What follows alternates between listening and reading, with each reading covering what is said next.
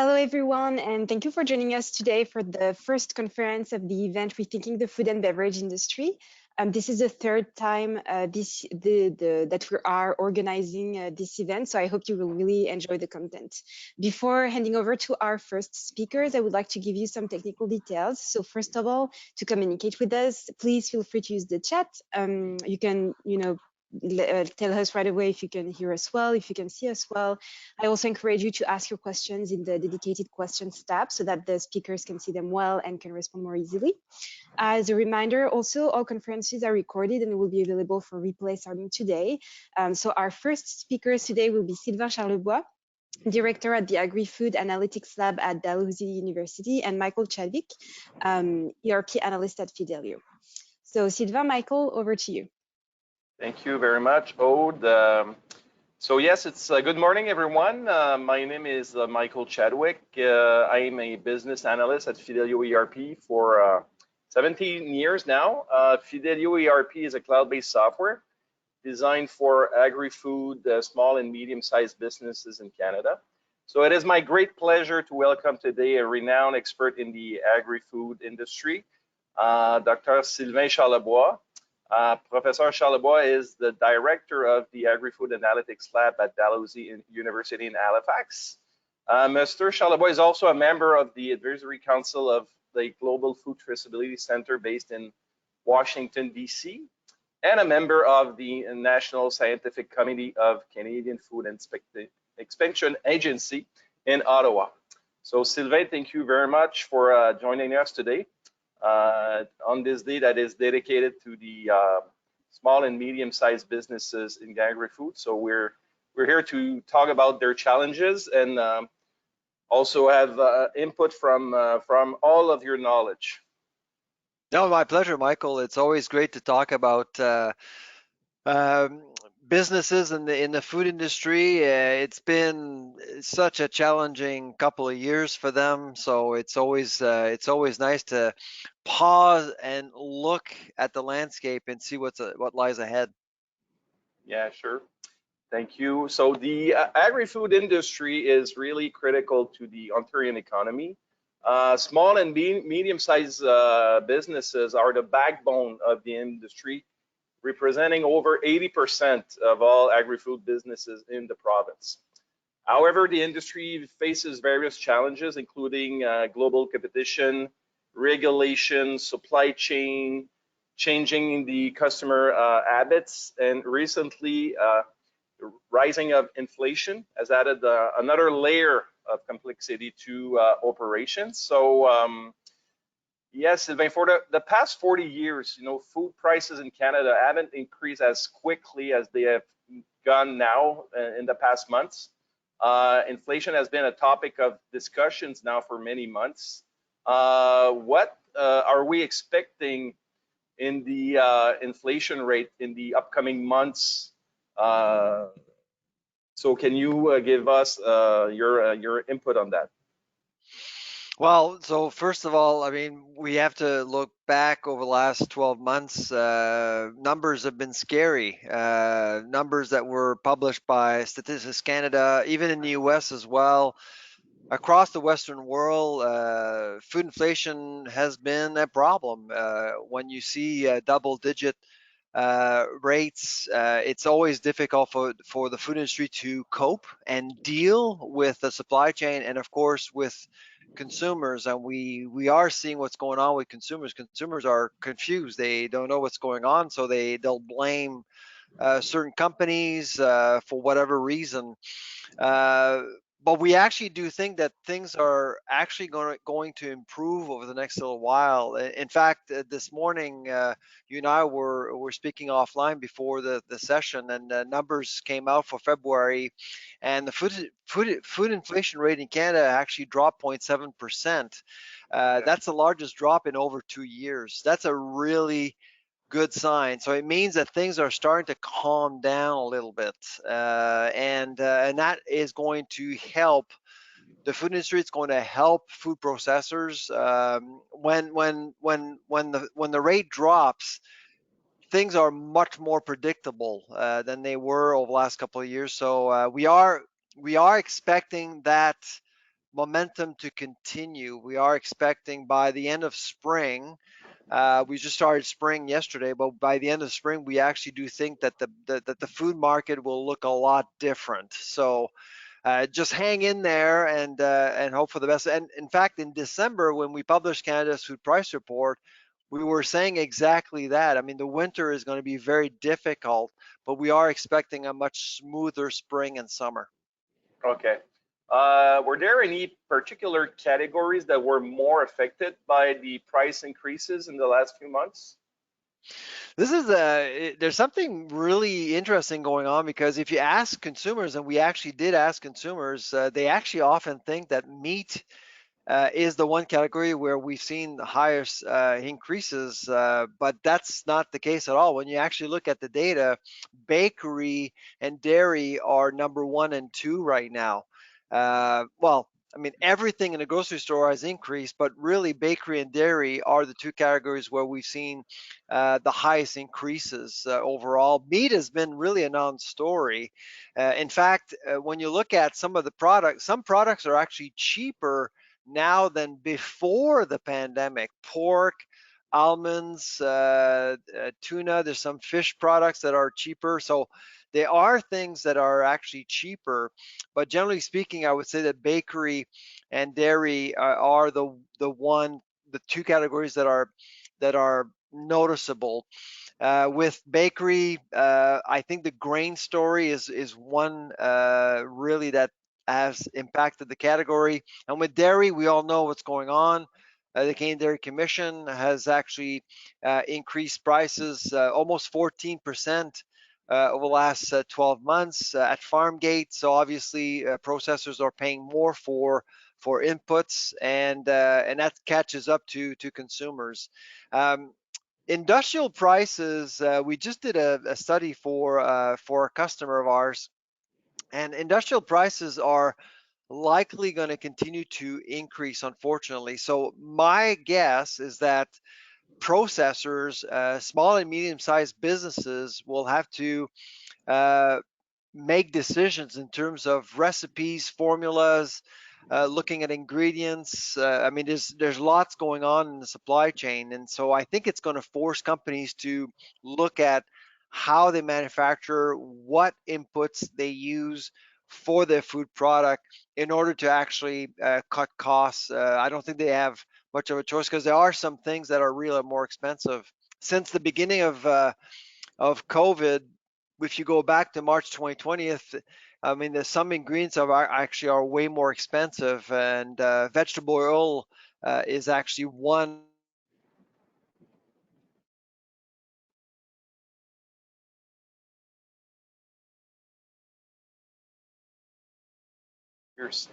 I'm sorry, Sylvain, your sound is off.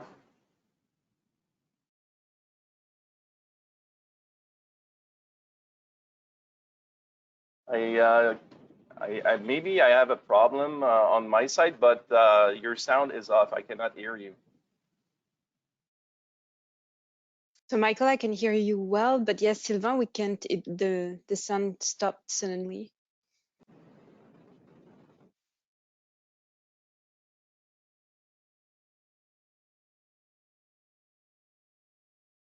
No, still not.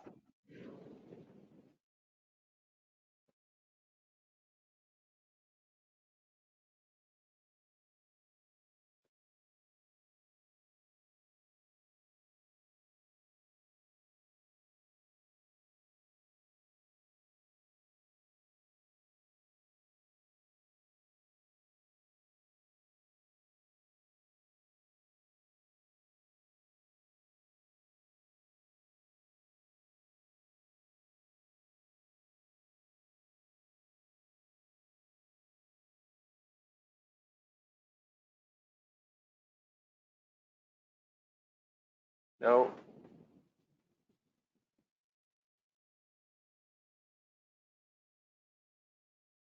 Can you hear us?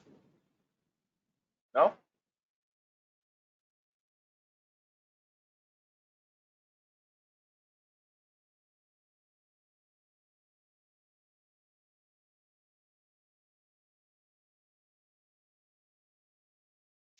No, still not.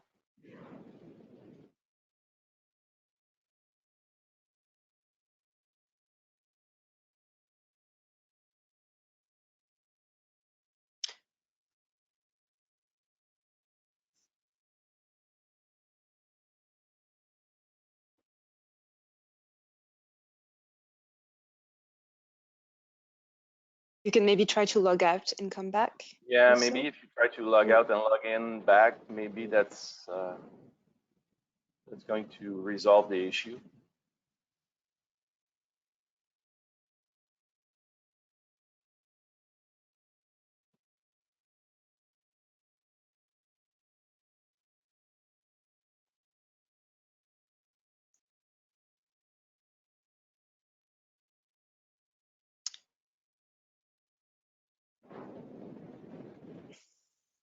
Still no sound. Mm.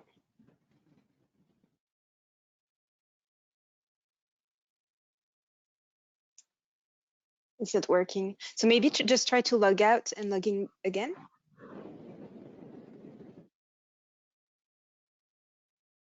Can you send him a chat? He's not hearing us. Yeah. Can you hear me? Yeah, now it's back. Yes. It's back. Okay. Yeah, I didn't do anything. talk about live TV. I just saw audio back, and so here we are. Yeah, sorry about Okay. that. I don't know Yeah. what happened. I didn't touch anything. So Um, I don't know either. Really sorry.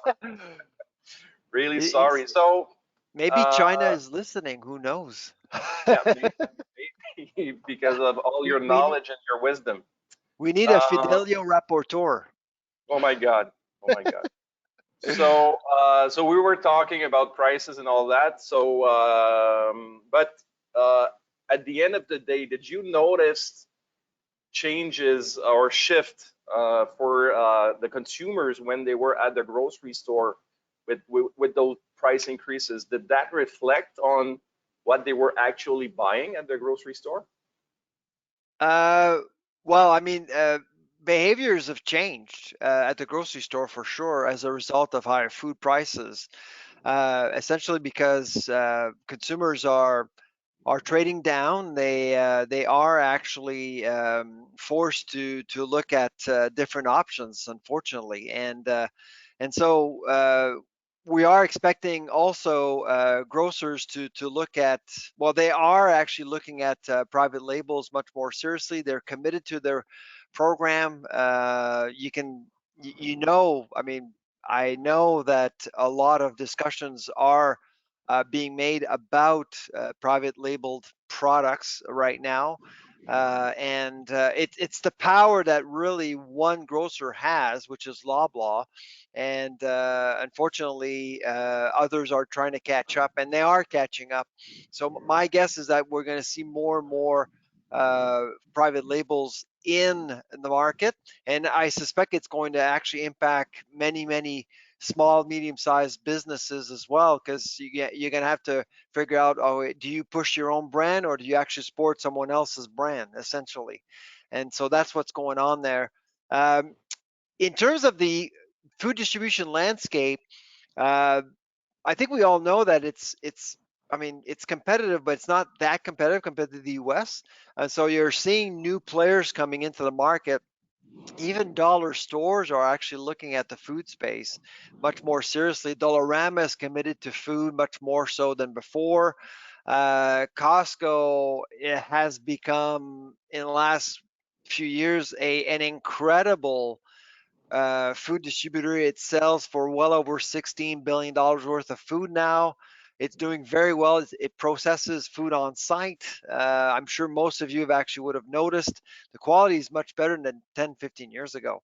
So Yeah. you're seeing better competition, not necessarily more competition, but better competition overall.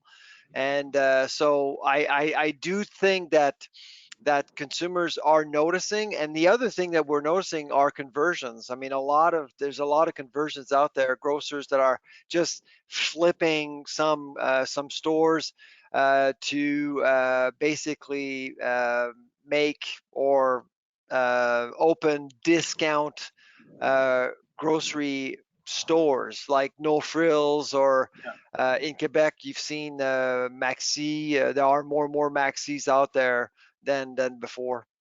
Yeah, sure. We've heard that a code of conduct between food retailers and their supplier will soon be implemented according to federal and provincial agriculture ministers. So, can you maybe first explain to us what will it include or what it is about, and what do you think about this measure? Well, actually, so we heard from the minister last week that we will be seeing more details about the code in April, so in about a month from now, and because the industry was charged with the task of coming up with a code, the secretariat, so there's still a lot of work being done right now. So it's hard to know exactly what is going to happen. My guess is that we'll have a government coordinated, industry led code. Um, so I think your question, Michael, is that enough? Yeah, I don't think it is. I don't think it is for small businesses, medium-sized businesses upstream that are trying to make it, because it's hard. It's hard to deal with grocers. Let's face it; they have a lot of power, yeah, and they've gotten away with it a lot in the last several years. I think everyone knows that. So they dictate the rules, and I think the code will help. Will it be sufficient to actually help companies? I don't know. I'm hoping that it will work, but I'll be honest with you, Michael. About 5 years ago, I didn't I give a code any hope. Like, I had zero hope. I didn't know it was going to happen, and it is happening. Something is going on. I think a lot of people are recognizing that something needs to be done in order to support our food processors, and of course independent grocers, because they're also impacted by the by oligopolistic powers that we're seeing yeah. in the market right now.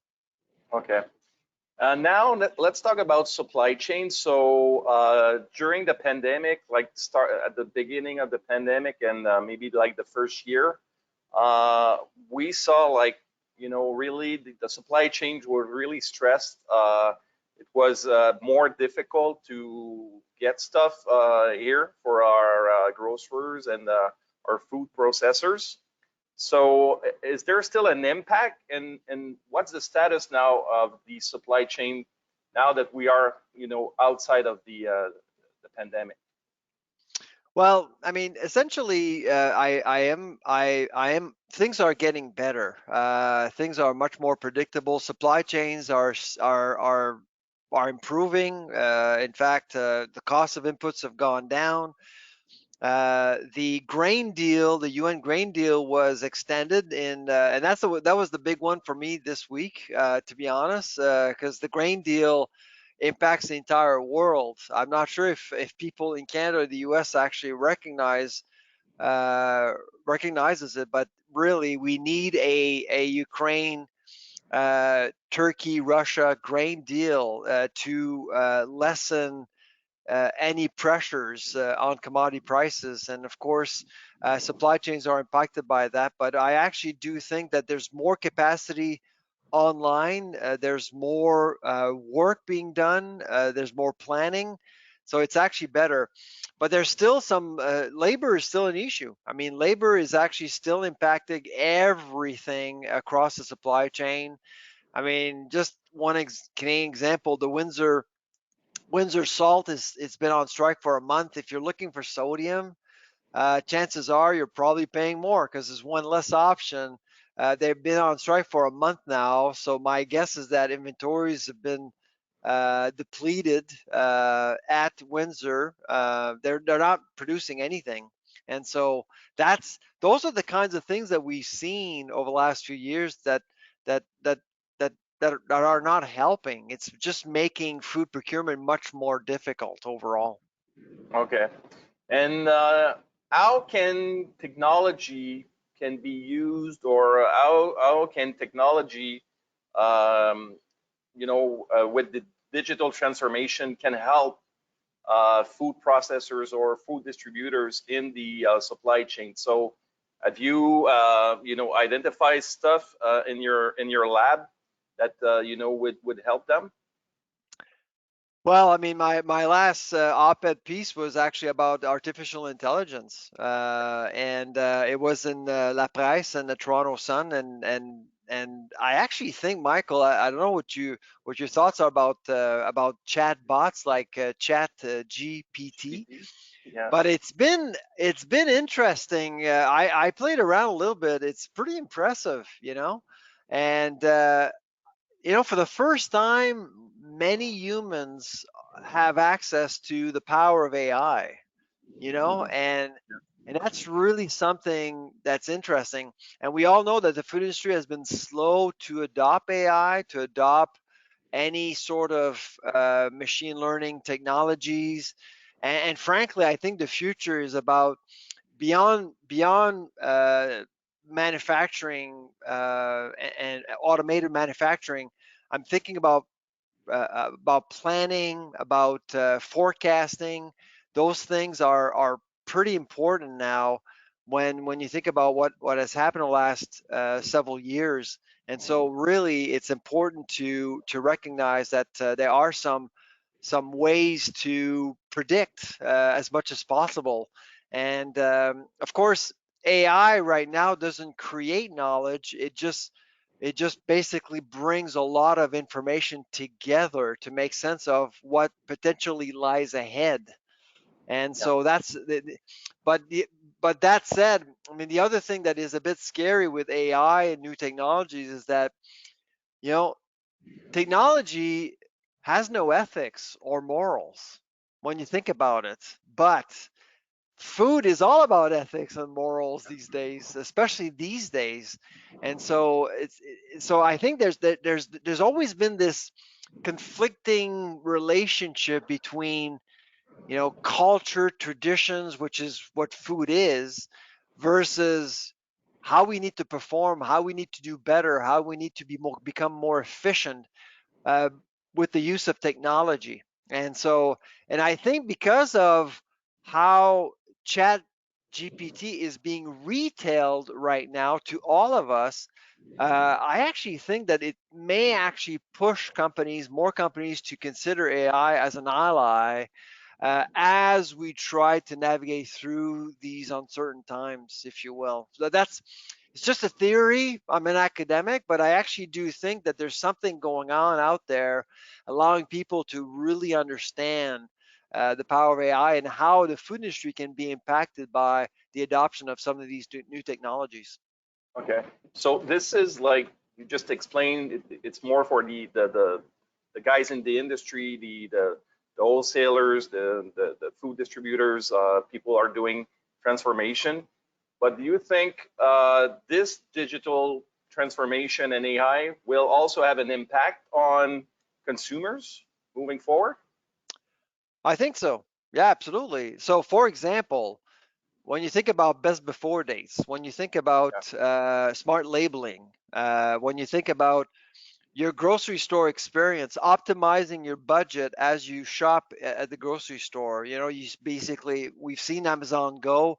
I'm thinking about, you know, dynamic pricing. By the minute, a product could change price just because of the fact that there's too much supplies or not enough demand or too much demand. So by the minute, you could actually see, say, the price of bananas go up because nobody's buying them or too many people are buying them. As an example, more and more you're seeing digitized prices at the grocery store, but you could actually see prices change basically by the minute just to make sure that you reduce waste and costs.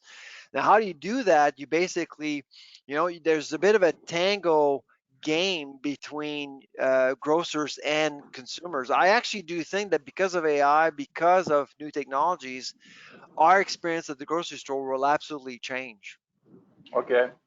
Um, in the past month and just before the pandemic, new trends came up in the the agri-food business, like more and more vegan stuff and meat that's not really meat. So Yeah. um, is that, or those trends are still going to be there? Do you see a shift? Do you see like maybe a decrease or increase in those kinds of products in the upcoming weeks or months?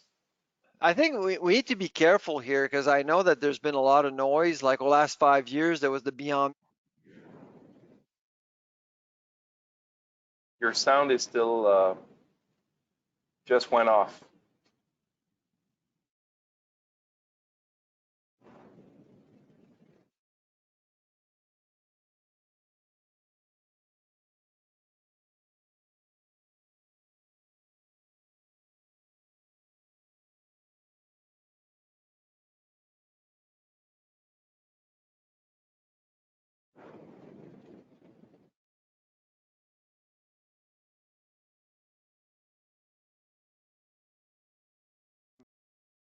Can you hear me now? Yeah, yeah, yeah.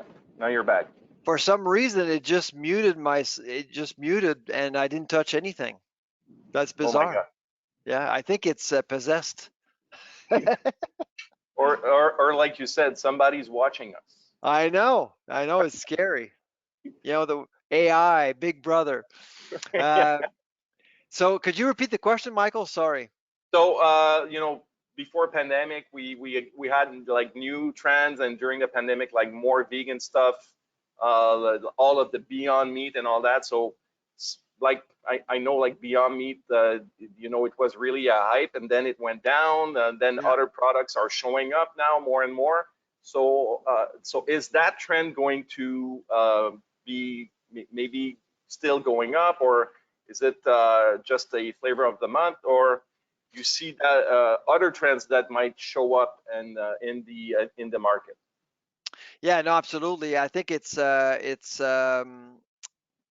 I mean, there's the plant-based movement and there's the vegetable protein situation, and those two are very, very different. I think the plant-based movement had a false start. I think 5 years ago, the movement came in wanting to replace something that a lot of people love. Like 91% of consumers actually eat meat on a regular basis. How can you possibly convert any of them to plant-based when your product is 38, 40% more expensive? It's more processed and it's not natural. It never made sense to me, and didn't make sense to a whole lot of people. In food service, though, there's been some successes. I mean, there's because it democratized the menu, and so Yeah. instead of offering just meat products, well, a Beyond Meat solution actually brings more options to a group. For example, if you have one vegan or a couple of vegans or people who don't eat meat, so that made sense. But in retail, I think it's a work in progress. But I actually do think that vegetable proteins are on the rise, and more people are protein literate, if you will. They understand. So 5 years ago, we really didn't have we weren't having conversations about protein. Really, it was just the meat trifecta: pork, chicken, and beef. It was really boring. And now people are talking about proteins in a very different way. I mean, I talk about it in my new book, The Protein Revolution. The protein landscape is completely different, and consumers are in a different place now. Okay. So we talked about just talk about trends. We talked about technology, digital transformation, AI, and all that. If you would have an advice, because more and more now, it's about like businesses that will work together to maybe improve processes or learn about the market or joint venture to create a new product. How can small and medium-sized businesses can prepare to meet though this new business model that is more and more getting popular in the agri-food sector? Uh, I think successful companies will will actually develop the art of better partnerships. I mean, all companies are facing similar challenges: labor, climate change. Like right now, I mean, the big one is certainly across the country, packaging. I mean, all of these things, all companies are facing all at the same time. And you can't really solve all problems on your own. That's impossible. You just don't have the resources. So you have to kind of work with other companies and sometimes with your own competition. If it, That's what we call it, co-opetition in English. It's something that I think is actually going to gain traction. I actually do think that more and more companies will work together in order to deal with some of these major challenges. I don't think we have much of a choice. Like just doing everything, even CPG companies work with other CPG companies to deal with major issues that we're dealing with right now, and it's only sane to do that, really. Okay, thank you very much. So there's about like 10 minutes left in our time frame that we have. I don't know if people in the who are attending this conference have questions for Dr. Charlebois. So, Aude, did you have any questions in the chat room? So we don't have any questions yet, so please don't hesitate to ask them now. As Michael said, we still have a few more minutes, so don't hesitate to use the dedicated tab.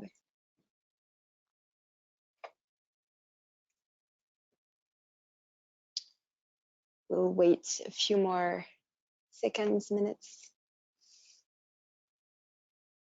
Sylvain, it was really a pleasure to have you this morning. Very interesting. Sorry that your microphone let you down a couple of times, I but know, yes. I apologize for that. kind of I weird. just have no idea what happened there. Yeah, yeah. So Yeah, it's like you said, maybe Big Brother wanted to cut you off. exactly. So we So don't have any still, other questions so far. Sorry, Michael, you wanted to say something? no, no, no, so Yeah. that was my question. If people had questions, so if nobody has any questions, or if you maybe think about a question in an hour, you can send it to us by email. We then will relay that question to Sylvain and let you know the answer. The replay also, like Aude said at the beginning of the conference, will be sent out to you in the next days, I would guess. And So it's if also there's no, it will be available starting today on the page of the event also, if you okay, want to great, great, access it. great. Yeah. So still no questions, Aude? No, no questions. Okay. So Sylvain, thank you very, very much for being a part of this reinventing the food and beverage industry, our third edition. For the participant, I hope that this exchange was interesting for you. I invite you to join the next conference hosted by Food and Beverage Ontario. The title of that conference is Connecting Employers to Job Seekers with Careers Now. So the conference will begin at 10 a.m. and you can join by simply clicking the join button on the event page. So again, Sylvain, it was a pleasure. Thank you very much. Thank you all and have a great event. Take care, Thanks. Michael. Thank you. Thanks. Bye-bye.